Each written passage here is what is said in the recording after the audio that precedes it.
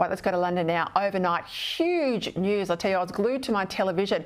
The UK's Home Secretary, Suella Braverman, was sacked after she criticised the Metropolitan Police for failing to sufficiently crack down on those massive pro-Palestinian protests that mired Remembrance Weekend in Britain.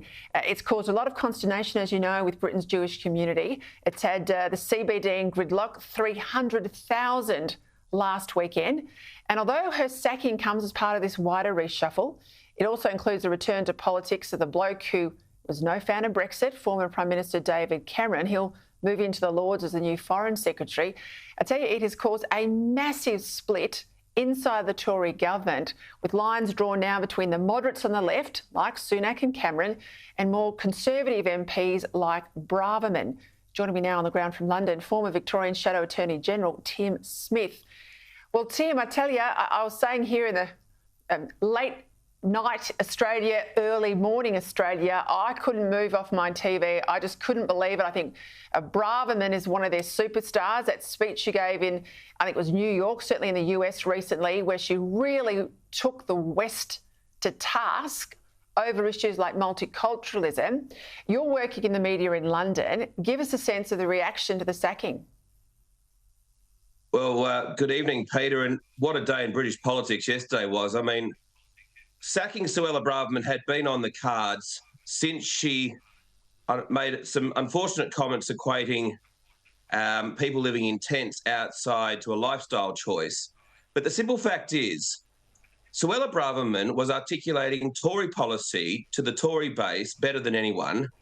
And I fear for Suella that she probably argued the case a bit too loudly in a way that's probably not the done thing here. But from an Australian perspective, I thought she was doing a brilliant job. And I think it's a real shame that she's been sacked, because she was speaking the truth to the Tory base, and the Tory base has got a terrible problem at the moment. They're 20 points behind Labor. They're hemorrhaging votes on the right to reform, which is essentially the old Brexit party that's chaired by Nigel Farage. They've got about 8% of the vote at the moment. These people wanted these marches banned. And frankly, the vast majority of the British people wanted these anti-Israel marches banned on Remembrance Weekend. And Suella said, quite correctly, I think, that the Metropolitan Police have been playing favourites with whatever groups have been protesting, whether it's Black Lives Matter on the one hand or anti-lockdown protests on the other. I mean, it does sound actually very similar to Victoria, I might add. This is what Suella got herself into so much trouble for simply telling the truth that the police are picking favourites. As it turned out, the police didn't stop this march on the weekend. They should have. And Remembrance Weekend was turned into a farce because of it. 300,000 people marched through the streets of London on Armistice Day, and with the most horrific anti-Semitic signage, placards and chants that have, as you have quite correctly said, have made the Jewish community in London absolutely terrified. Now, David Cameron coming back into government, no one saw this coming at all. I mean, you've got to give Sunak his dues. He can keep a secret and his team can keep a secret. I understand that the decision to bring Cameron back into the government was made early last week. So, as you know, in politics, Peter, in Westminster, keeping a secret is almost impossible. And for a week, that's pretty impressive. So Cameron comes back into government, into foreign affairs. And I have a real problem with that because, pardon me, the last time David Cameron was in the British government, he was very pro-China. Very pro-China. Him and George Osborne created a relationship with China that our government back then had a bit of an issue with.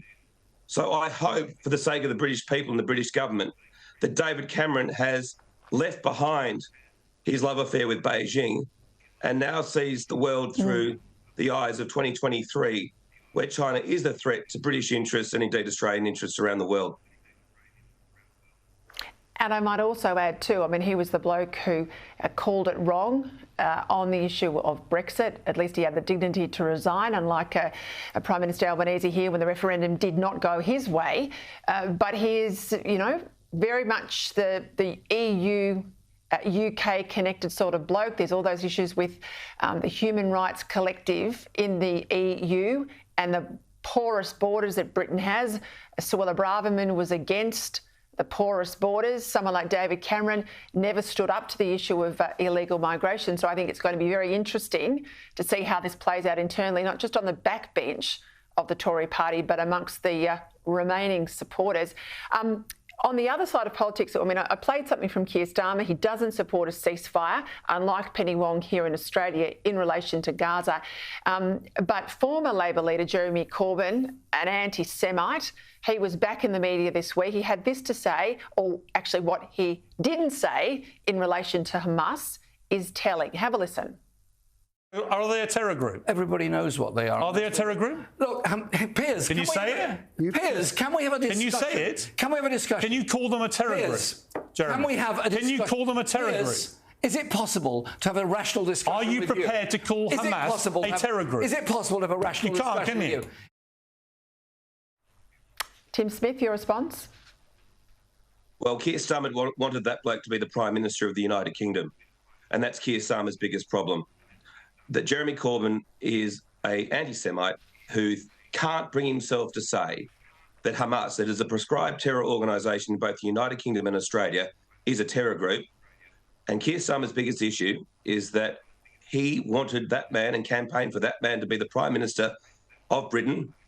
And there are still dozens of MPs in Westminster in the Labor Party who support Jeremy Corbyn and his worldview. There have been dozens of Labor MPs who have been calling for a ceasefire over here. And to Keir Starmer's great credit, he stared them down and said no way, because Keir Starmer's done a very good job, to be fair, of removing anti-Semites from the Labor Party. But the fact still remains that he campaigned for Jeremy Corbyn up until the 2019 election, and there are 60-odd Labor MPs that have called for an Israeli ceasefire and who do not support Israel in this war against terror in Gaza.